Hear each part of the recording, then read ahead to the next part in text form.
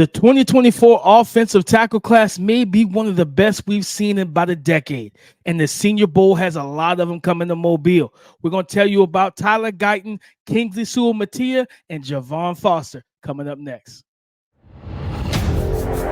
You are Locked On NFL Draft, your daily podcast covering the NFL Draft. Part of the Locked On Podcast Network, your team every day.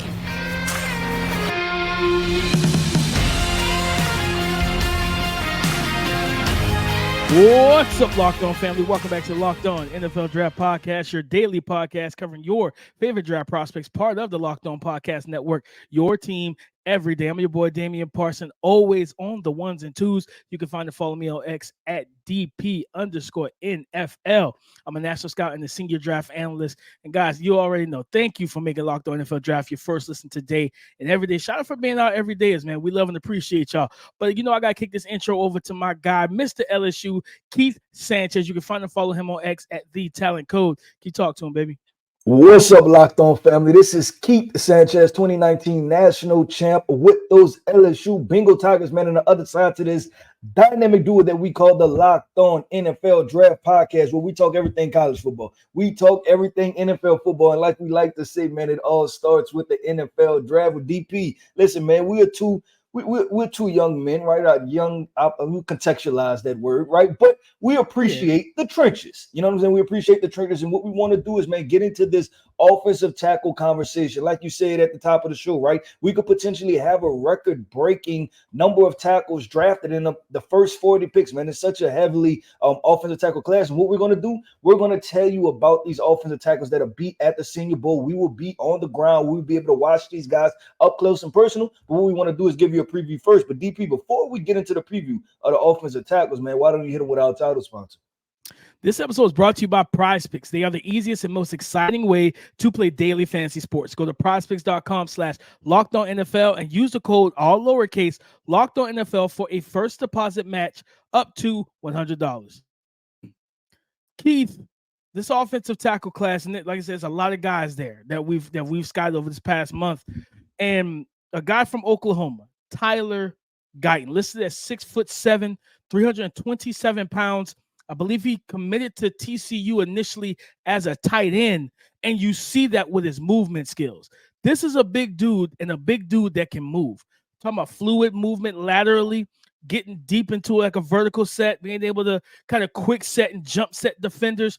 He's got good arm length, but I also like the fact that, Keith, I don't think he's maxed out his frame, right? So I don't think he's maxed out in terms of adding muscle and strength to his frame, but he is already strong, right? So some of the things that I just kind of really noticed about him when I was watching the tape on the guy, I was like, man, like the explosiveness out of the snap, out of his stance at the snap is impressive, especially in the run game.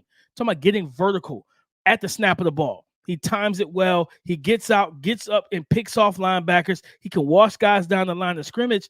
And again, in the past game, I feel like he's got good, strong hands to where when he does make contact, the defenders feel his presence. It feels his hands when they latch. And I think for him, this is a guy that I think one-on-ones is going to be big. Because first off, Keith, when you think about like last year with like Dewan Jones, what was the first thing? It was like, before we talked anything about his game, it was his frame. It was like, man, 6'8", 360, right? Long arms. I remember walking down walk around the back end of the end zone, and he walked past me to go into the one-on-ones, and I was like, yo, I'm 5'5", ladies and gentlemen, all right? You know what I'm saying? I was like, hey, man, like, I would love to run behind a big boy like that if I was playing running back. You're not going to see me until I'm past the line of scrimmage. You hear me? But just watching him, I think that's going to be somewhat similar of the effect for Tyler Guyton. When you are legit 6'6", 6'7", 330, he's a tall, long arm, big guy. And I think people are going to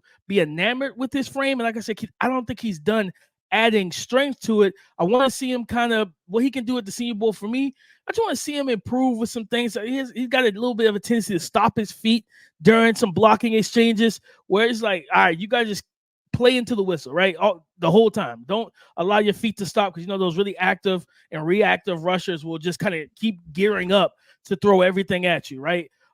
He could be a little bit like a little too much of being in a hurry in the run game as like a puller to where he's like not properly targeting the defenders, right? You're talking about tackle, GT counters and tackle counters where he's a lead blocker pulling from backside to front to play side, and then he's not hitting the outside guy. He's trying to drive up. It's just simple things like that, but he's also still kind of raw and young at the position. So this is an impressive guy, spatially aware, reactive athlete. He recovers well. He brings some physicality to the game. I really like what I see from him. I think the Senior Bowl is going to allow him to really open people's eyes and say, listen, this may be one of the most athletic guys. No, this is one of the most athletic guys at the tackle position in this class. Yeah, and I think it's rare to talk about that from a right tackle, right? When you're talking about traditional, right? Your left tackle is usually more athletic. But the thing I like about him, DP, in the run game, he's so athletic. He's not a mover, right? Like I don't think he's a guy that's going to move people and he's going to be the road grader, right? Like your traditional right tackle thought process. But to me, he's so athletic. You're talking about climbing to the second level. He climbs and he's attached, right? Like he's one of those annoying offensive linemen because he has that athletic ability to where he climbs to you quickly and he's just attached and he's always almost in a good position. Even when he makes it to the second level to be attached and to stay attached. So I think about these zone offense teams, right? The run the outside zone, inside zone, whenever you need your offensive tackles to climb to the second level. I think he'll show well in those type of situations. And you talked about something else with him as a puller. It looks to be effortlessly for him, right? Like such a good athlete that is so many times, especially, and those of you who have watched Oklahoma offense even since the Lincoln Riley days, right? How they pull that backside guard and tackle, right, to show some type of motion or anything type of run play or stuff like that, potential counters, all type of stuff that they do. He does that effortlessly, man. He can be a lead blocker from the tackle position or the right tackle position for a play that's going on the left side, right? And he's so athletic. So that was the part that I appreciated about him. And I was trying to find guys that kind of comp to him, right? But it's kind of difficult, man. And I agree with you. And you put the picture up there, right? That he still has room for growth as far as his upper body strength, right? The lowers look pretty good, but the upper body strength, you think he can get even stronger. So when you talk about that punch timing and being able to punch stalemate defenders, stalemate edge rushers, right? I think he can get even better at it. So I think there's a lot there to be had with Tyler Guyton. No, 100%. And when you talked about the pulling, Keith, I say I'm gonna give credit to his coaches as well, because we've seen, especially in the Big 12, like coaching that's kind of skip pull where you're like delaying the whole process. And as a former running back, I absolutely despise that skip pull, because if you're not in front of me, now I got to slow down to let you get in front of me to try and lead, and you're not charging at momentum. No, he just literally L step and he's down the line of scrimmage, straight down the line of scrimmage behind his fellow blockers, and he's going to go and climb up. And I love, like you said, he's so attached to guys once he gets up to that second level, because there's plays, man, where I don't remember if it's Oklahoma State, where they ran GT counter and he's kind of that second puller, and then the running backs lead behind them. And you talk about getting up to that linebacker, getting hands on and just washing him out of the play, just turning him, torquing him. And now all you see on the camera is his back. And you see the running back just cutting right off of that. And he does a good job cutting off backside pursuit as well. When plays like stretch plays going the opposite direction, right? He's on the backside, does a good job flipping his hips, turning and squaring up that backside defensive end, things like that. I think he's an intriguing, just such an athletic guy. And like I said, his frame is good, but it could be even better. I think this is a guy where we see talking about filling out and being more dense and more cut and stronger. There's so much more room for him to grow physically, to where it's actually kind of scary. So we saw Anton Harrison, Oklahoma. I think he was the right tackle last year. He went to the Jacksonville Jaguars, the back end of the first. Wanye Morris was like a third, fourth round pick, who was, I think, their left tackle last year. That's why he didn't play as much. He went to the Kansas City Chiefs. I think this young man has a strong chance, Keith, of kind of working himself into that first round mix. The Senior Bowl is going to be big for him, especially with all these other guys there. He's going to have the opportunity to say, no, forget them. You should draft me when you need a right tackle or a left tackle. I think he's able to do either one. I agree 100% with DP. Let's keep going, man. We have another intriguing name, and I would say probably profiles as an opposite, right? As far as what he provides. And so I'm really excited to get into this conversation, man. And the conversation we're about to get into is BYU's offensive tackle, Kingsley Suamataia. I know some of y'all are listening. You've seen this guy, second round, first round, second round. So we're talking about a high profile player, man, a guy that can potentially leave and his stock can elevate from the Senior Bowl. And we've seen this with a Darnell Wright last year, right? Came out of nowhere and went in the top 10. So, man, you definitely want to stay tuned for this conversation. So coming up next, man, we're talking about offensive tackle from BYU, Kingsley Suamataia. Passion, drive, and patience. What brings home the winning trophy is also what keeps your ride or die alive. eBay Motors has everything you need to maintain your vehicle and level it up to peak performance. From superchargers, roof racks, exhaust kits, LED headlights, and so much more.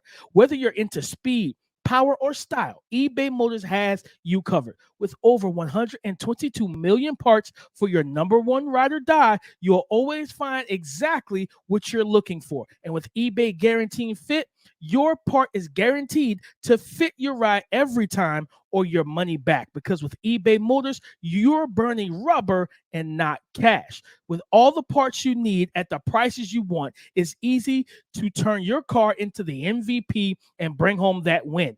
Keep your ride or die alive at ebaymotors.com. That's keep your ride or die alive at ebaymotors.com.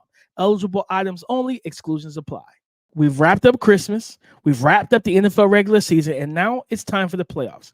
But there's still time to get in on the action with FanDuel, America's #1 sports book. Right now, new customers get $150 back in bonus bets, guaranteed when you place a $5 bet. Let me repeat that, guys. New customers get $150 back in bonus bets, guaranteed when you place a $5 bet. That's $150 in bonus bets, win or lose. Okay, so you're going to win regardless. All right, the app is super easy to use, and there's so many different ways to bet, like live same game parlays. Find bets in the new Explore tab. Okay, make a parlay in the Parlay Hub, the best way to find popular parlays, and so much more. So visit fanduel.com/locked-on and make your first bet a layup. Visit fanduel.com/locked-on and make your first bet a layup. FanDuel is the official partner of the NFL. BYU offensive tackle, he plays left tackle, Kingsley Suamataia, listed at 6'6", 315 pounds. This is a guy that's versatile, guys. Like, he's played in 2023, he played strictly left tackle. In 2022, he played the whole season at right tackle. So you talk about getting the best of both worlds. Kingsley Suamataia is going to bring that. And when I watched the tape on him, man, just my initial thoughts from him, I said, listen, this is a guy that's strong. He's got a dense NFL-ready frame and build, powerful grip and hand strength. You talk about stopping momentum and getting once he gets his hands latched. When he's I wouldn't call him just a heavyweight knockout puncher, but he is a guy that when his punches land, like, you can see how quickly it jolts the defender. And when his hands latch, how quickly he stops any forward momentum that they bring. I think he's a decent athlete, shows the footwork, enough footwork to be able to mirror guys as well. He's very patient in his pass sets, and he shows some recoverability as well. I think where I want to see him just kind of improve, I think the lateral quickness when they extend him, I was watching the tape on him when they kind of, similar to a quarterback with the blitz, you heat him up. I think when you heat up Kingsley, I saw some issues with him being able to quickly redirect when you have a wide angle rusher and now you got a fire zone blitz or a cross dog blitz or even a wide angle rusher with a tackle, a TT stunt where you got a looper. Now he's got two threats to focus on, and if he overcommits to one side, it's hard to get back to the other. So I think at the Senior Bowl, Keith and guys, I think that the Senior Bowl one-on-ones are going to be really big for him, because when you do see some of the late two law twos, right? When you do see some of these wide angle sets, these wide nine sets,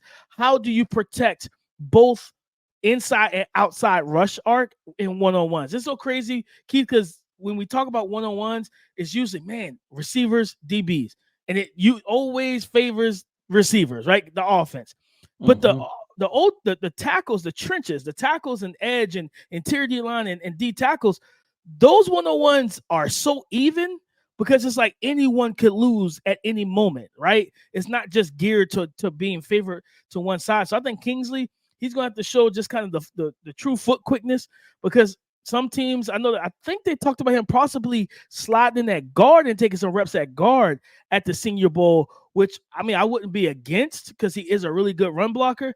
But I'm listen, him, Troy Fautanu, Talise Fuaga, leave him at tackle, man. Like, you know what I mean? Don't just try to throw them in because they're really good run blockers. I'm like, man, they're much better at guard. Like, no, I think all these guys can play tackle. For Kingsley, it's going to be the athletic profile that I want to see in person to say, okay, are you truly a left tackle, or do we need to flip you back to the right?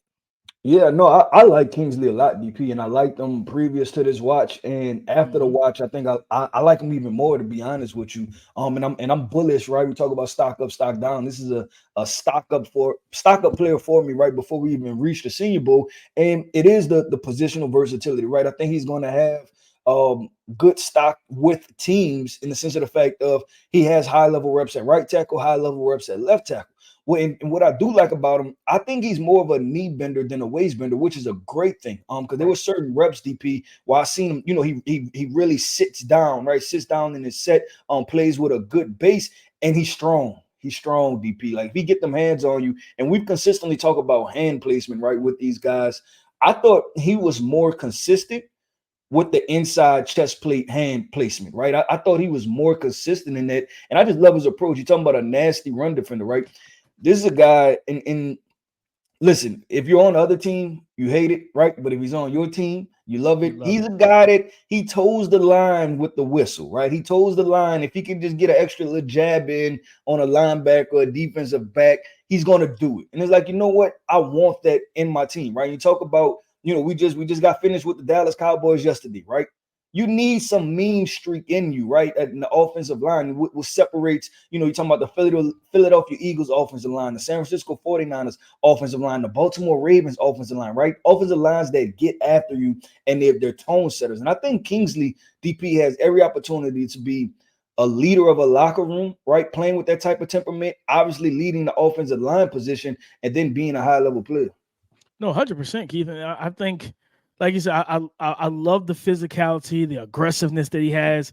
Like I said, it's not Trevor Penning where you're going to be starting fights left and right at the Senior Bowl. It's controlled. Yeah, it's controlled. It's very controlled. The thing with Trevor was, DP, was that this was the part that worried you, right? That if you kind of like pulled him back some, you were probably taking away from some of his identity, right? Mm-hmm. And it's because he didn't know how to toe that line. I think Kingsley knows how to toe the line. You don't have to worry about pulling him back some. He knows exactly where the line is, and he just does it a little bit, right? He's just going to get after it just a little bit, but it's not going to be something that ends up hurting your team time and time again. No, 100%. No, I just think that, like I said, and I think I want to ask you, like, when you watch him, especially because, you know, you said, I mean, we both like him, and you sound like you really like him. You said he's a stock up guy for you. Like, when you watch him, do you feel like, from what you've seen, you good to keep him at left tackle? Do you think he would have to flip over in the NFL to play more right?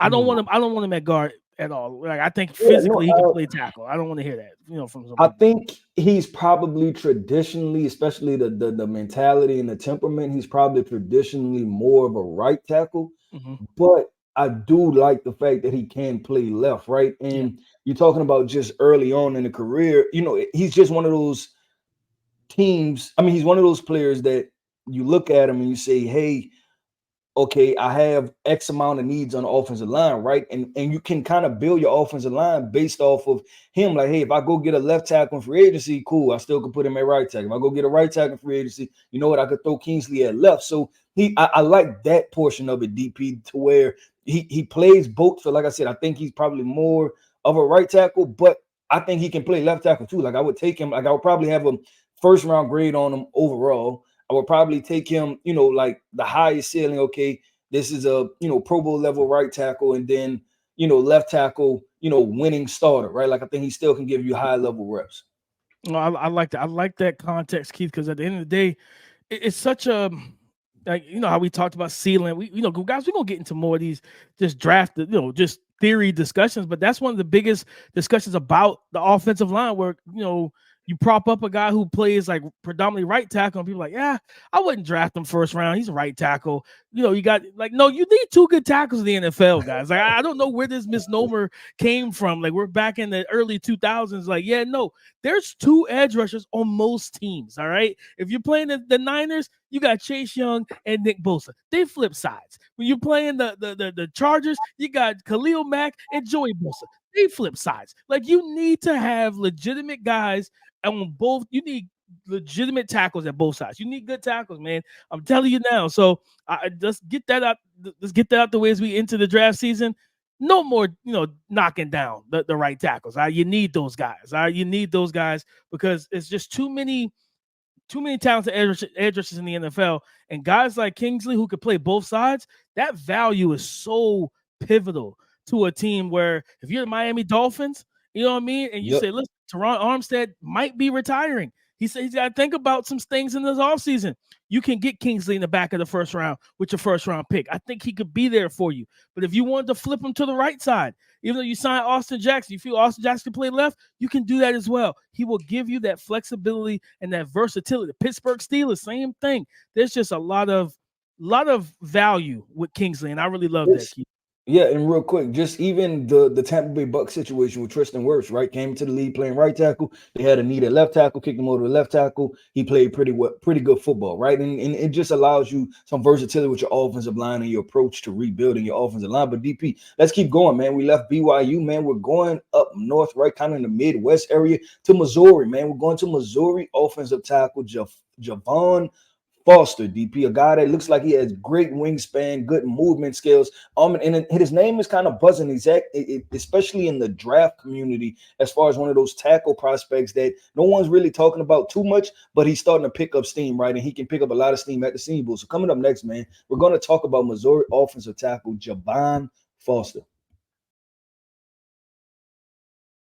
Today's episode Locked On NFL Draft brought to you by PrizePicks. PrizePicks is the easiest and most exciting way to play daily fantasy sports. It's just you against the numbers. Do you want to play alongside some of PrizePicks' favorite players like rapper Meek Mill and comedian Andrew Schultz? You can now find community plays under the promos tab of the app to view some entries from some of the biggest names in the PrizePicks community each and every week. PrizePicks even offers a reboot policy so that your entries stay in play even if one of your players gets injured.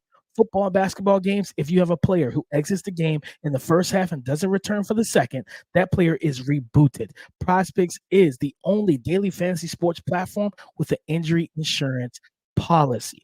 Guys, right this weekend on PrizePicks and talking about the NFL playoffs, I am taking Zay Flowers, wide receiver for the Baltimore Ravens versus the Houston Texans, for over 51.5 receiving yards. So go to prizepicks.com/LockedOnNFL and use the code LockedOnNFL for a first deposit match up to $100. Missouri left tackle, primarily left tackle, Javon Foster, listed at 6'5", 320 pounds. This is a well-experienced guy, right? But he started back in 2021 for Missouri, 930 snaps at left tackle. 2022, 881 snaps at left tackle, and then in 2023, 898 snaps at left tackle. And in his career, he's only allowed 8 total sacks and 6 QB hits. Man, this is a guy like you said, Keith. Movement skills, arm length. I think he has an NFL-ready frame. He's strong. He wants to move guys in the run game. Let me tell you, watching him against Ohio State, I was impressed. I was impressed against JT Tuimoloau because JT is such a power rusher that he wants to get his hands inside the chest plate and just walk you back, man. He wants to walk you back right into your quarterback and just overpower guys, right? We've seen him catch guys off guard. I watched him catch Joe Alt off guard, and with his power, that speed to power conversion. We both watched him against Olu, and he did the same thing. But Javon understood, I think his, just kind of watching the tape on him, right? And understanding what kind of guy you're dealing with. He kind of short set him. He quick set him. He got out there and cut off that ramp, that runway. He didn't allow him to gear up to be able to get that speed to power conversion going against him, Keith. And like I said, this is a big dude who I think his stock is very well on the chance of rising. And I think the one-on-ones would be big for him. Being able to just kind of showcase his athleticism, showcase that quick footedness out of his stance at the snap. Can you vertical set and consistently, right, and still protect the inside arc and for inside counters? Just I think in his hands, again, it's just the way all these guys are coached.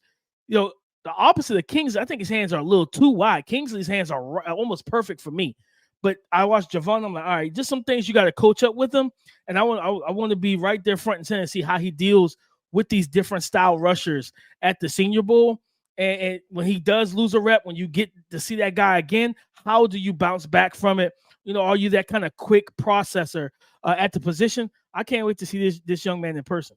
Yeah, DP, I would say this, of the three guys, I think he has some of better plays, and then some plays where you're like, what's going on, right? Yeah. And so when we talk about the Senior Bowl and what we're looking for, because obviously Senior Bowl scouting, right, is the consistency in the reps, but also the coachability, because the physical tools are there, right? You're talking about the athleticism, the wingspan, the height, the weight, right? Like you talked about some of the stuff he did against JT Tuimalu. But it's just the consistency part, right? Because I watched the Tennessee game, DP, and there's no reason why Tennessee edge rushers should give you a problem at times, right? And then you play really well against Ohio State. So for me, what's going to be so important at the Senior Bowl is the coachability. And I love that part, especially because, and that's why the Senior Bowl is probably my favorite football event, right? Especially draft process, because it kind of puts me back, into practice mode, right? And how practice was ran. And you see the different things, you're able to pull different details from the players, right? I even think about last year, talking about offensive lineman, John Michael Schmitz, right? One reason I became really sold on him was just by the middle of the third day, right? The middle of the third practice, he was the leader. He was the one breaking down the plays, right? And I'm like, that's exactly what you want from from your center, right? From a signal caller, from a guy that's supposed to be a leader of the offensive line. So looking at Javon Foster, I want to see what type of personality is he, right? Like, is he a mild man, a young man? Is he still hungry to continue to develop and to learn, right?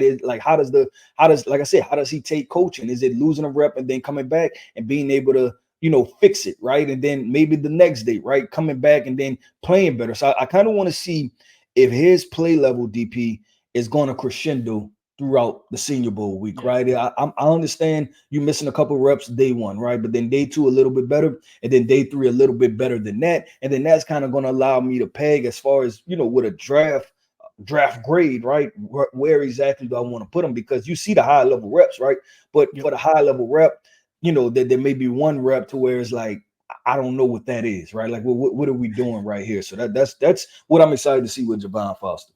No, I agree, Keaton. I think that Tennessee game, like you said, there was some high moments, and there was some moments where it's just like, this shouldn't happen. You're too strong. This shouldn't happen to you. And it's a lot of it. It's technical, right? You know what I mean? Trying to reblock, your hands out here, chest is exposed. It's one of those things, and right when you're, I'll talk about my scouting process. So when I'm scouting, obviously, I take notes, right? And I usually take notes, see a play, I'll write something down, right? And then next play, write something down. And then with Javon, you'll find yourself scratching stuff out, rewriting it again, scratching. And it's because, you'll be like, okay, man, lack strength to anchor, right?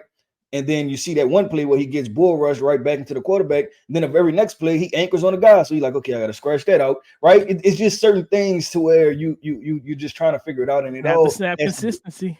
Yeah, man. It's definitely consistency with Javon Foster, man. It just I'm excited to watch and see what he do at the Senior Bowl. But DP, talking about consistency, man. We are consistent over here at the Locked On NFL Draft Podcast, man. So consistent, man. We are your go-to source for everything NFL Draft 24/7, 365. And that's why I want to say, man, shout out to my everydayers. Thank you for being consistent, man, and tapping in with us each and every single day, man. We've been seeing the comments below. We've been seeing the likes. We've been seeing the subscriber channel, the YouTube channel, I'm sorry, grow because of you guys subscribing to the YouTube channel. I want to say this, man. This is the best source for everything NFL draft content, man. Listen, I am Keith Sanchez. You can find me on X at The Talent Code, man. That is my codes right there. Damian Parson, man. You can find him on X at DP_NFL. And like we always like to say, man, y'all talk to us because we like to talk back, especially with this draft conversation. Go subscribe and follow for free on YouTube, wherever you listen to podcasts. Get the latest episode as soon as it is available. Thank you for making Locked On NFL Draft your first listen today and every day. Shout out for being our everydayers. Man, listen, it is Friday. You guys have a great and happy Friday. Be safe. Watch as much football as possible. NFL playoffs. We'll be back with some more Senior Bowl scouting, talking about different prospects, and of course, maybe a little bit more mock draft Monday for this up and coming Monday. So we're getting ready for the Senior Bowl, guys. You should too. So stay tapped in with your boys, your favorite dynamic duo, and come and join the conversation again tomorrow on the Locked On Podcast Network. Your team every day.